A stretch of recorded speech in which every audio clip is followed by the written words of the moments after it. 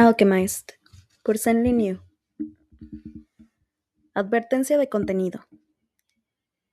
Alchemist es una obra de fantasía obscura que contiene escenas de violencia, abuso religioso, traumas complejos, impulsos suicidas, autolesión, experimentación en humanos, tortura médica, eugenesia, canibalismo, abuso sexual, violación y alusión a la necrofilia.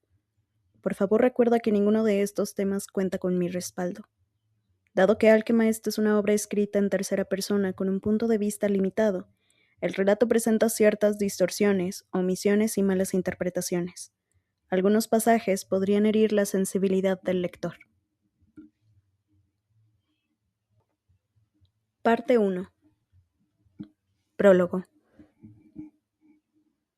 A veces Elena se preguntaba si aún tendría ojos. La obscuridad que la rodeaba nunca acababa.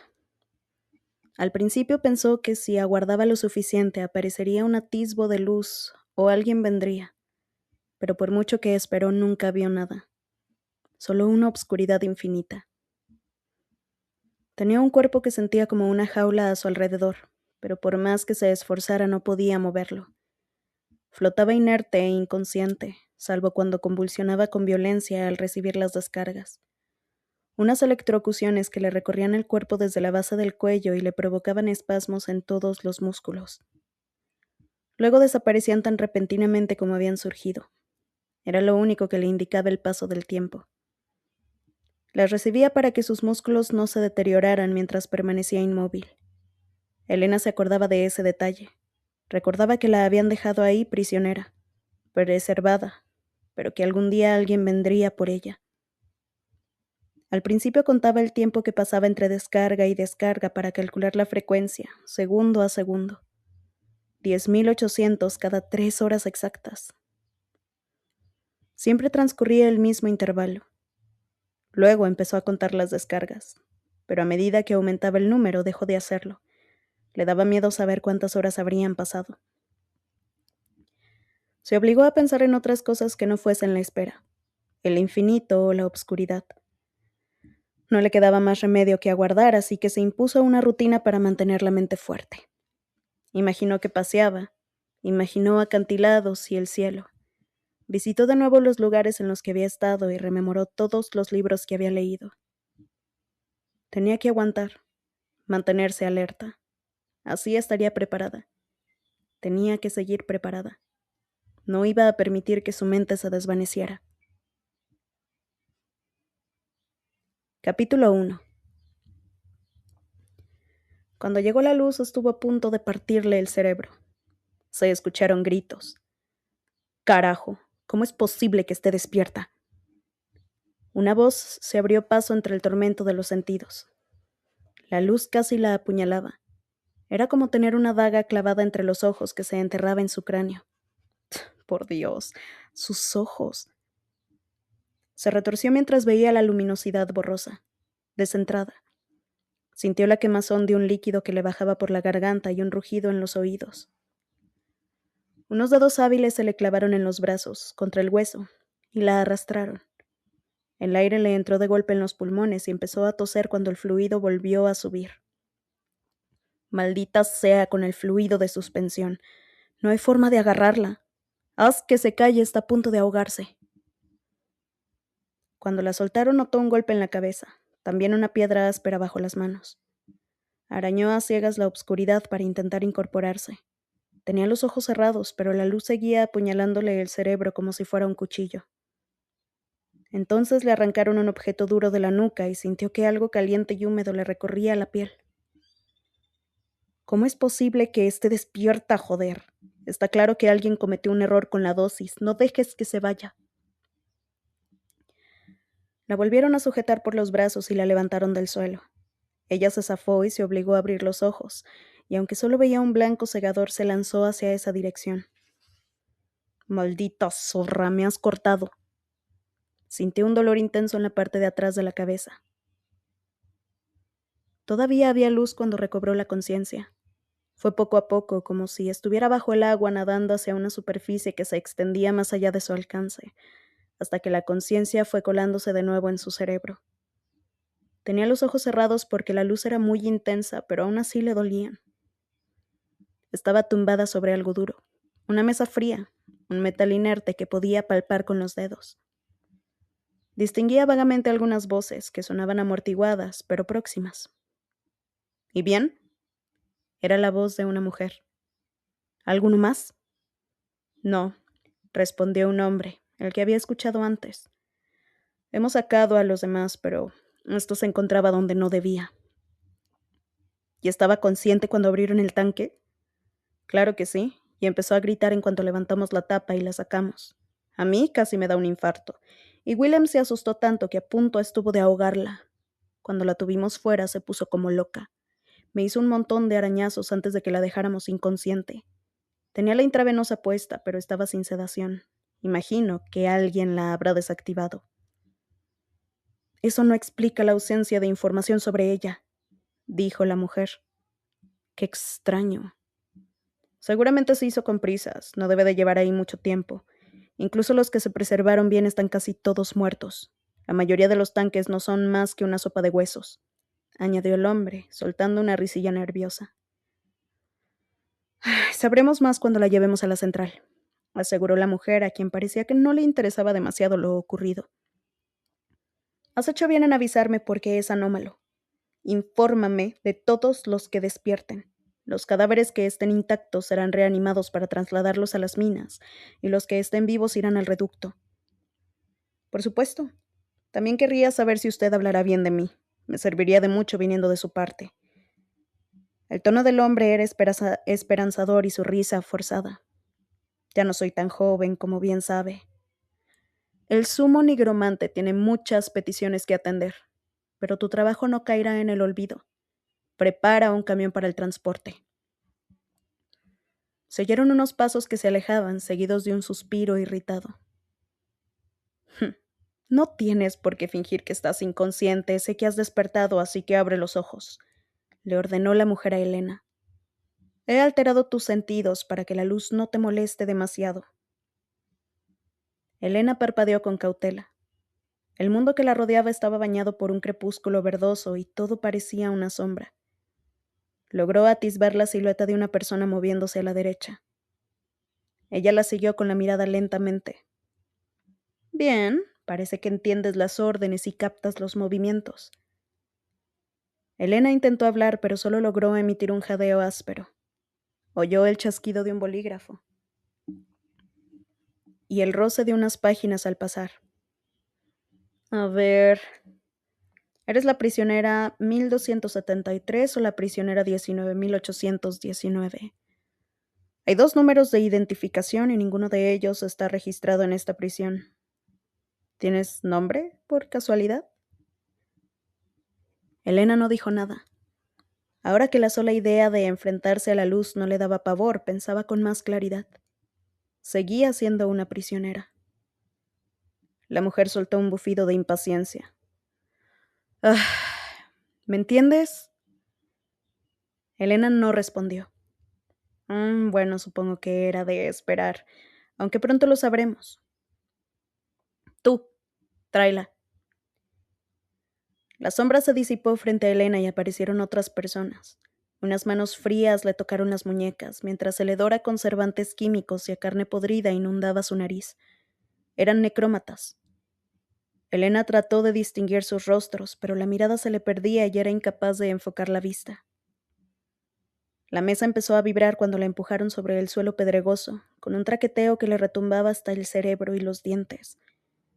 Después hubo tanta luz que parecía que le hubieran clavado agujas en las retinas, y soltó un grito ahogado, cerrando de nuevo los ojos con fuerza. Sintió una sacudida hacia adelante que la mareó y todo volvió a sumirse en la oscuridad. Un motor empezó a emitir un zumbido al encenderse por debajo de ella. Tenía que escapar. Trató de moverse, pero sintió un chasquido metálico. «Quédate, quieta». De pronto volvió a oír a aquella mujer. Le pareció que estaba demasiado cerca. Elena se resistió respirando entre jadeos descontrolados y retorció las manos y los pies contra las ataduras. Tenía que huir, tenía que... No me compliques. El día. dijo la mujer con un tono glacial. Entonces unos dedos agarraron la nuca de Elena y sintió una descarga de energía extendiéndose por su cerebro. Volvió la obscuridad. Una sacudida agónica y un terror repentino lograron que Elena recobrara la conciencia esta vez. Se incorporó con los ojos muy abiertos justo a tiempo para ver cómo retiraban una jeringuilla de su brazo. Escuchó el tintineo de unas cadenas al hacerlo y volvió a tumbarse con el corazón en un puño. Cada vez que le latía, sentía una punzada de dolor, como si la hubieran apuñalado. ¿Ya está? Oyó el repiqueteo que produjo la jeringuilla al caer en una bandeja metálica que había a su derecha. Con eso estarás lúcida y podrás hablar. Era la mujer de antes. Elena ya no estaba en la camilla ni en un camión. Debajo de su cuerpo había un colchón duro y el aire olía intensamente antiséptico, como si todo hubiese sido recién desinfectado. Arriba se veía un techo gris apagado. A pesar del dolor que sentía, notaba que la energía le fluía con fuerza por las venas, hasta convertirse en un calor abrasador que se expandía por sus manos cuando las flexionaba. Se percató de que iba recuperando la conciencia y de que todo se estaba volviendo más brillante, más claro. Se retorció sobre sí misma y algo metálico se le clavó en la muñeca. De eso, nada. Te romperás los huesos antes de partir uno de esos grilletes. Responde a mis preguntas y tal vez te permita levantarte antes de que se te pase el efecto de la medicación. Sin ella te dolería demasiado. Como no podía moverse, Elena sintió que su mente comenzaba a activarse. Le habían puesto una inyección, seguramente con algún tipo de estimulante potente. Atrapada en su interior, la energía se concentró en su cerebro y los pensamientos dispersos y aterrorizados empezaron a ordenarse con una claridad cristalina. Elena Marino, deberías... Escuchó cómo pasaba las páginas.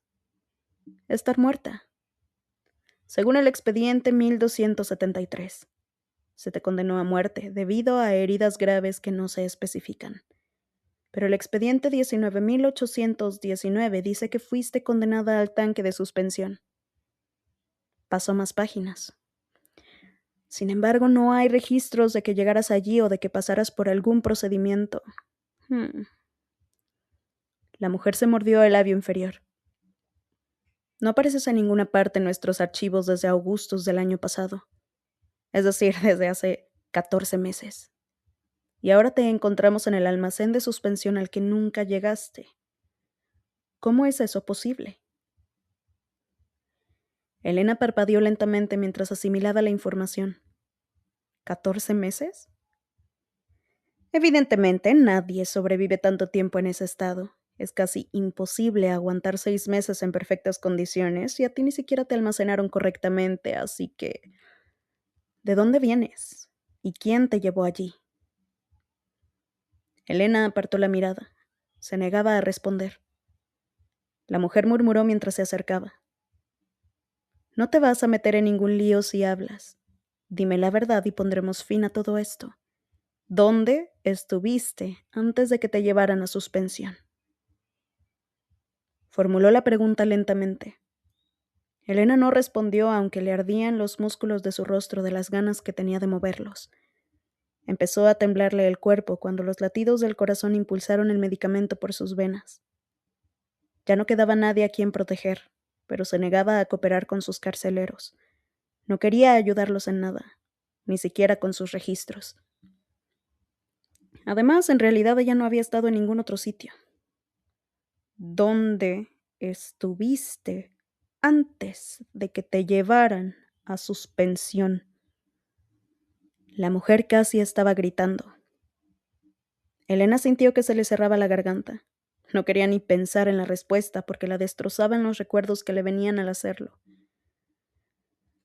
Antes de acabar en el almacén, la habían capturado junto con todos los demás y los habían metido en jaulas en la entrada de la torre de alquimia, donde llevaron a todos los prisioneros para que fueran testigos de las celebraciones del fin de guerra. Todavía recordaba el olor a humo y a sangre en el calor del verano.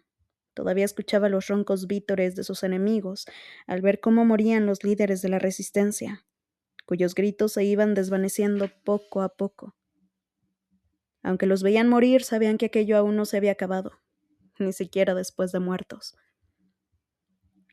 Porque entonces emergía de entre la multitud algún nigromante, deseoso de alardear de sus poderes, y en cuestión de segundos ese cadáver volvía a levantarse. Esa persona en la que Elena había confiado o a la que había servido regresaba a la vida gracias a la reanimación, convertido en un necrómata, un cuerpo autómata completamente vacío. Los abrían en canal, los despellejaban, les extirpaban los órganos, los dejaban sin ojos y sin boca, y los usaban para matar al siguiente traidor de una forma todavía más salvaje. Las ejecuciones no pararon hasta que el aire estuvo completamente rojo del vapor de la sangre. Incluso usaron el cadáver del general Titus Bayard para asesinar a su mujer. Poco a poco, le hicieron comerse las partes del cuerpo que le iba cortando. Cada muerte se llevó un trozo del alma de Elena hasta que en su pecho solo quedó un vacío doloroso. Y cuando ya no hubo nadie a quien mereciera la pena matar públicamente, la metieron en un tanque de suspensión.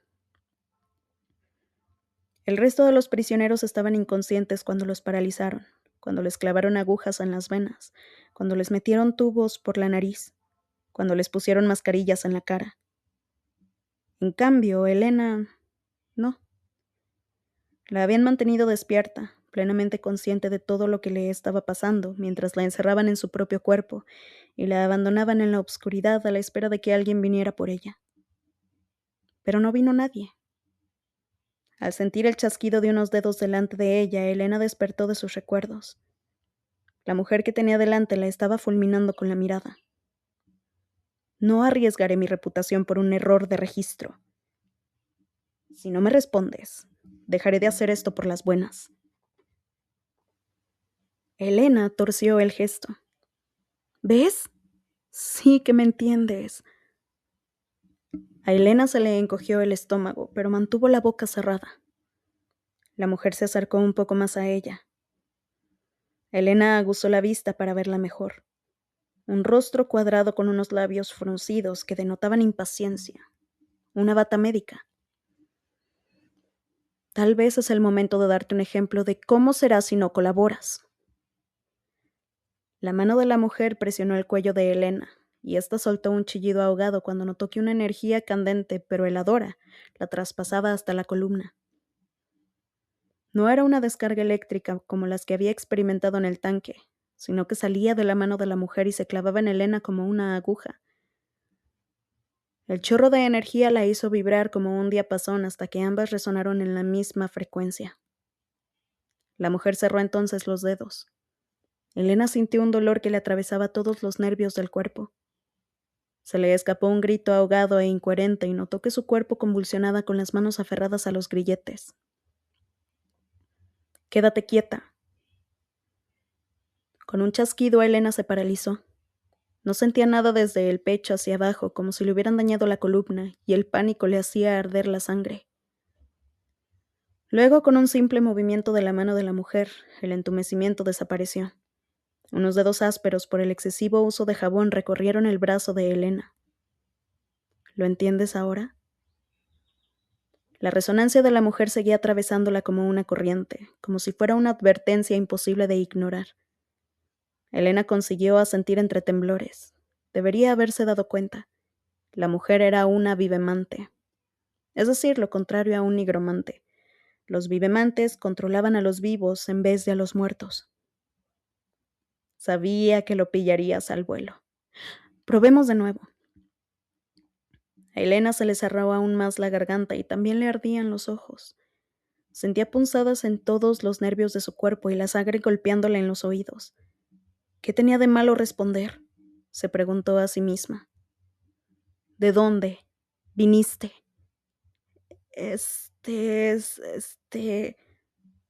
Elena intentó que su lengua cooperara. Ay, déjate de estupideces extranjeras. Habla en paladio, le instó la mujer. No existía ningún idioma llamado paladio. En realidad, la mujer estaba hablando en el dialecto del norte. Elena quiso explicárselo, pero supo que no serviría de nada. Tragó saliva y lo intentó de nuevo, pero su lengua arrastraba todas las palabras al pronunciarlas. La mujer suspiró. Ay, ¿por qué los integrantes de la resistencia siempre me hacen perder el tiempo? Tal vez si te damos una descarga en el cerebro te acuerdes de hablar como es debido. Esta vez agarró la cabeza de Elena al hacerlo, y ella sintió que una onda de resonancia la atravesaba de lado a lado como si chocaran dos platillos. Todo se tornó rojo y la garganta de Elena emitió un grito atroz. La mujer retiró las manos. ¿Pero qué sucede? Elena no estaba segura de si la mujer estaba moviéndose en círculos o si era la habitación la que daba vueltas. ¿Qué es esto? ¿Quién te lo ha hecho? Elena contempló el techo mareada hasta que el color rojo desapareció de su vista.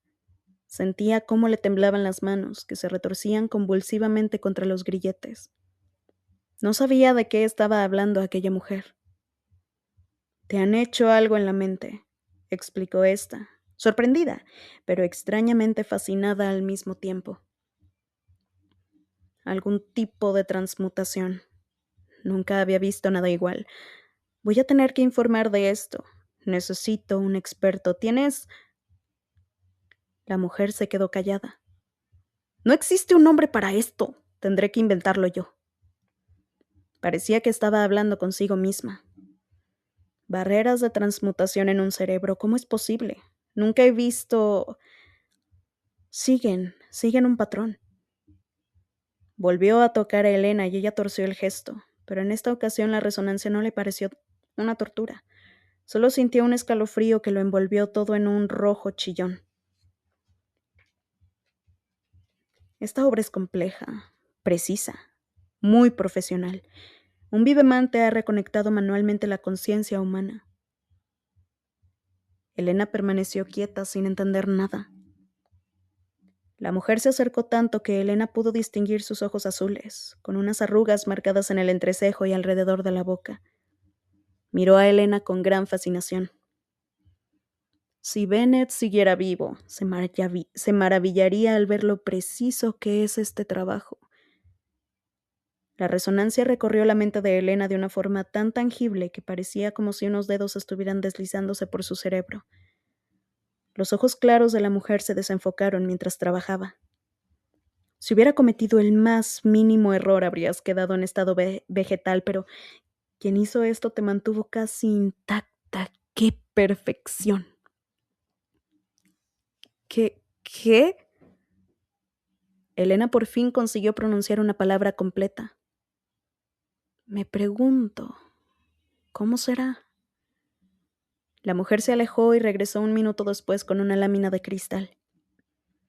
Elena entrecerró los ojos y reconoció el objeto, una pantalla de resonancia.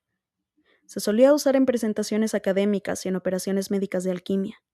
El gas estaba formado por partículas reactivas que reflejaban la forma y el patrón de un canal de resonancia. La mujer sostuvo el cristal por encima de su cabeza y posó la otra mano en su frente para hacerle una resonancia cerebral. La visión de Elena se tornó roja de nuevo, pero aguzó la vista y observó cómo la tenue nube entre los paneles se transformaba en la forma difusa de un cerebro humano, y acto seguido, en una incomprensible telaraña de líneas que lo cruzaban por todas partes. Dudo que entiendas esto, pero imagínate que tu mente es una ciudad. Esas líneas que ves son las calles que se han desviado. Hay barreras creadas por la transmutación, así que en su lugar de seguir el curso natural del cerebro, alguien ha generado rutas alternativas. Existen zonas que están fuera de alcance.